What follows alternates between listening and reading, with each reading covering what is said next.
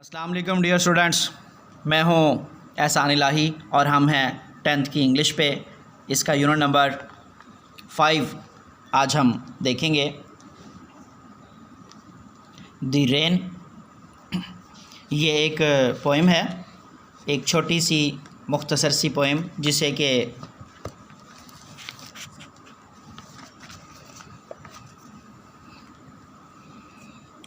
W.H. Davis ने लिखा हुआ है।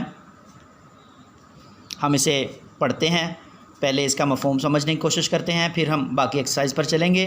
I hear leaves drinking rain, मैं बारिश को पीते हुए पत्ते सुनता हूँ। I hear rich leaves on top,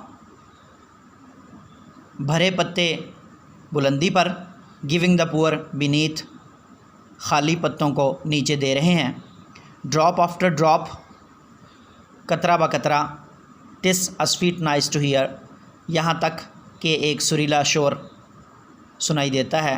these green leaves drinking near, ये हरे पत्ते करीब होकर पीते हैं। And when the sun comes out, और जब सूरज बाहर आता है। After this rain shell stop, जब ये बारिश रुक जाएगी। अ वंडरस लाइट विल फिल, एक हैरानकुन रोशनी भर देगी। ईच डार्क राउंड ड्रॉप, हर अंधेरे और गोल कतरे को। I hope the sun shines bright, मुझे उम्मीद है कि सूरज तेज़ी से चमकेगा। It will be a lovely sight, ये एक खूबसूरत नज़ारा होगा। W.H. डेविस की लिखी हुई इस नज़म पर 2 स्टैंजे हैं और दोनों स्टैंजों पर एक एक सवाल है। पहले स्टैंजे पर सवाल है, what do the rich and the poor leaves stand for. याद रखिए, ये जो रिच लीव्स हैं और जो पुअर लीव्स हैं, ये रिच तबके को ज़ाहिर कर रहा है, अमीर तबके को, और जो पुअर लीव्स हैं वो गरीब तबके को ज़ाहिर कर रहे हैं। तो आंसर हम कुछ यूँ देंगे, rich leaves stand for rich people and poor leaves stand for poor people. दूसरा सवाल है, do you also like the sun coming out of the rain, why, क्या आप भी बारिश के बाद निकलते सूरज को पसंद करते हो, और अगर करते हो तो क्यों। Yes I like, because it looks very beautiful, क्योंकि ये बहुत खूबसूरत दिखाई देता है। तो हम आगे चलते हैं वोकैबलरी में। सारे वही लफ्ज़ हैं जो हम पोएम में पढ़ चुके हैं, यानी rich, top, near, light, bright, nice और लवली। फिर इसके बाद कुछ ग्रामर वर्क है, डेनोटेशन और कॉनोटेशन। डेनोटेशन का मतलब है लुग़वी मानी या लुग़वी मफ़हूम, और कैनोटेशन का मतलब है इस्तिलाही मफ़हूम, यानी किसी चीज़ का लफ्ज़ी मानी क्या है और उसका इस्तिलाही मानी क्या है। आइए इसको मिसाल से समझने की कोशिश करते हैं, एग्ज़ाम्पल से। Home, house, residence, dwelling. हम अगर इसे उर्दू में भी वैरायटी देना चाहें लफ्ज़ों की तो दे सकते हैं, जैसे होम घर, हाउस मकान, रेजिडेंस रहाइश, डिवेलिंग घराना या घरौंदा।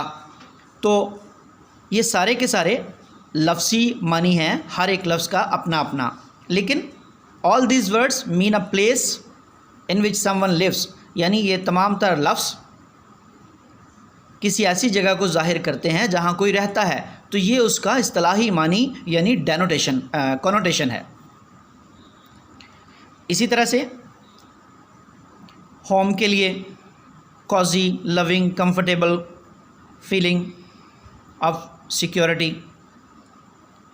The actual building, cold without feeling, primitive और बेसिक, यानी ये तशरीह की हुई है होम के लिहाज से, हाउस के लिहाज से, रेजिडेंस के लिहाज से और डिवेलिंग के लिहाज से।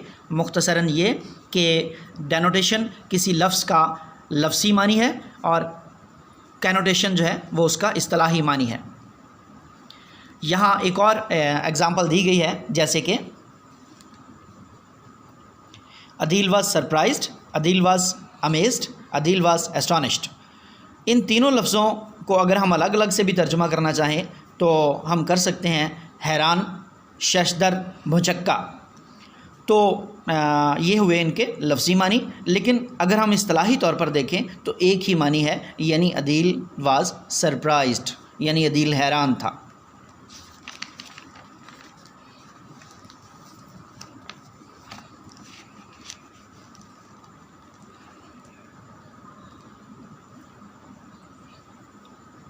फिर है जी, which connotation is more positive, our trip to Khewra mines was wonderful या फिर फाइन। दो ऑप्शन दिए हुए हैं इस खाली जगह को फिल करने के लिए, तो हमें जो मुनासिब है हमें वो जो है वो फिल करना है यहाँ पर, और मुनासिब है वंडरफुल। आपके लिए फिल भी कर दिया गया है और मानी भी लिखे हुए हैं, ताकि आप जब भी इस लेक्चर को, इस लेसन को पढ़ने की, सीखने की जो है वो वीडियो से कोशिश करो तो आपके पास महफूज हो। फिर है dash people road on the roller coaster. यहाँ पर ब्रेव आएगा या फुल हार्डी, तो ब्रेव जो है वो मुनासिब लफ्ज़ है। इसी तरह से बाकी खाली जगह भी आपके लिए फिल कर दी गई हैं। और which connotation is more positive, यही जो है वो बताया गया है। Which connotation is more negative, अब पॉजिटिव और नेगेटिव कॉनोटेशन में थोड़ा फ़र्क जानिएगा। We bought that souvenirs at the Khewra mines inexpensive, यहाँ हम पॉजिटिव के लिहाज से ऊपर इस्तेमाल कर रहे थे, नीचे करेंगे नेगेटिव के लिहाज से इस्तेमाल, तो यहाँ पर इनएक्सपेंसिव आएगा। आई एट आ डैश सैंडविच, मॉइस्ट या सॉगी, तो सॉगी जो है वो मॉइस्ट से ज़्यादा बुरा लफ्ज़ है, यानी नेगेटिव मीनिंग दे रहा है, हम उसी को इस्तेमाल करके जो है वो इसको फिल करेंगे। गिव सिनोनिम्स, शाइन का ब्राइट और ब्राइट का शाइन आ सकता है। नाइस का अनप्लेजेंट साउंड, लवली का ब्यूटीफुल आ सकता है। क्वेश्चंस देख लीजिएगा। Answer the following questions. What does the poet here, he lessons, leaves drinking rain, सवाल था। What does the poet here, यानी शायर क्या सुनता है। ही लिसन्स लीव्स ड्रिंकिंग रेन, वो पत्तों को, बारिश को पीते हुए सुनता है। What according to the poet is a sweet noise, poet के मुताबिक सुरीला शोर क्या है। He says falling of rain drops is a sweet noise. What will happen after the rain stops, जब बारिश रुकती है तो क्या होता है। सन शाइन्स आफ्टर रेन, बारिश के बाद सूरज चमकता है। How does the sun come out after the rain, बारिश के बाद सूरज कैसे बाहर निकलता है। इट फिल्स डार्क प्लेसेस, ये अंधेरी जगहों को भर देता है। How does the light fill the drops, light comes from the sun and fills the dark drops. What makes the scene lovely, sunshine makes the scene lovely. यहाँ तक हमारे क्वेश्चंस भी हो चुके हैं। अब हम देखते हैं अपना ये कुछ इस्तिलाही कुछ टर्म्स हैं जो कि शायरी में ही इस्तेमाल होती हैं। इनमें से एक है मेटाफोर। अच्छा, इससे पहले हम थोड़ा सा रिवाइज़ कर लें सिमिली को। यानी सिमिली दो मुख्तलिफ़ चीज़ों को हम उनकी किसी मुश्तरक खसूसियत की बिना पर जो है वो तशबीह देते हैं। जैसे है he is as brave as a lion, यानी वो इसी तरह से बहादुर है जैसे कि कोई शेर। लेकिन मेटाफोर में हम तशबीह नहीं देते, डायरेक्ट उस चीज़ को उसी जैसा कह देते हैं, उस जैसा नहीं कहते बल्कि वही कह देते हैं। जैसे हमने अभी जो है वो देखा, he is as brave as a lion, तो ये हुई सिमिली। अगर हम कहें he is a lion of battle, he was a lion in the battle, तो हमने उसे डायरेक्ट कहा कि वो जंग का शेर था। शेर जैसा बहादुर नहीं कहा, डायरेक्ट शेर कह दिया। तो ऐसी सूरत हाल में आप इसको सिमिले नहीं बल्कि मेटाफोर कहेंगे। The striker was a goal machine, like a goal machine नहीं कहा। अगर हम एज और लाइक के बगैर सिमिली के कॉन्सेप्ट को इस्तेमाल कर रहे हैं तो फिर वो मेटाफोर होगा।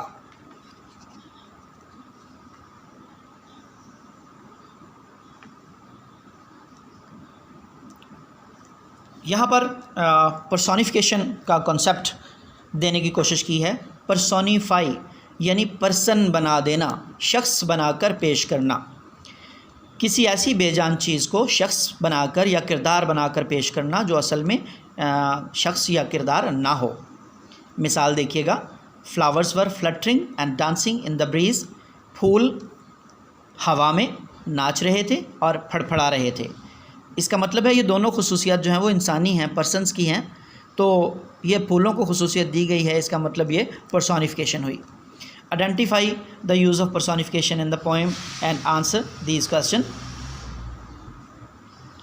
Which object is being personified in the poem. कौन सी चीज़ पोएम में जो है वो पर्सोनिफाइड की गई है, वो है leaves.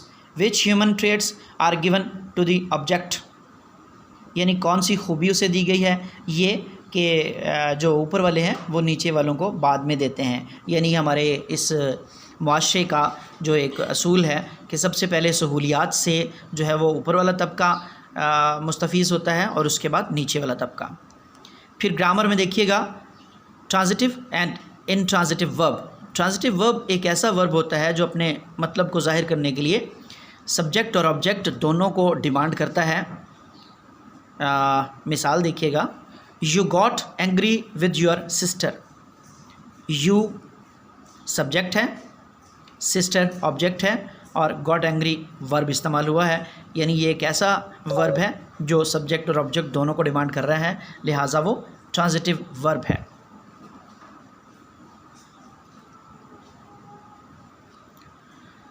Sarmad at a lot of sweets, ये भी ट्रांजिटिव वर्ब है, यानी सब्जेक्ट है और स्वीट्स जो है वो ऑब्जेक्ट है। तो एट जो है वो वर्ब है। ऐसा वर्ब जो सब्जेक्ट और ऑब्जेक्ट दोनों को डिमांड करता है उसे हम ट्रांजिटिव वर्ब कहते हैं। लेकिन कहीं कहीं ऐसा भी होता है कि सब्जेक्ट या ऑब्जेक्ट दोनों मौजूद नहीं होते, तो वहाँ हम उसे इन ट्रांजिटिव वर्ब कहेंगे। जैसे द सन शाइन्स, यानी सूरज चमकता है। हमें ऑब्जेक्ट का जिक्र नहीं मिला, लिहाजा हम इसे इंट्रांजिटिव वर्ब कहेंगे। बाकियों के साथ साथ भी लिख दिया गया है ताकि आप उसे अच्छी तरह से समझ और जान सकें और सीख सकें। ये इस लेसन में और कोई काबिल ज़िक्र चीज़ नहीं है एक्सरसाइज में, लिहाजा आज हमने इस लेसन को कंप्लीट कर लिया है। यानी इसका ट्रांसलेशन भी सीखा, पोएम का कॉन्सेप्ट भी सीखा और साथ में एक्सरसाइज भी सीख ली है। कहीं किसी तरह का कोई प्रॉब्लम हो तो आप फिर से शेयर कर सकते हैं। तब तक के लिए खुदा हाफिज़।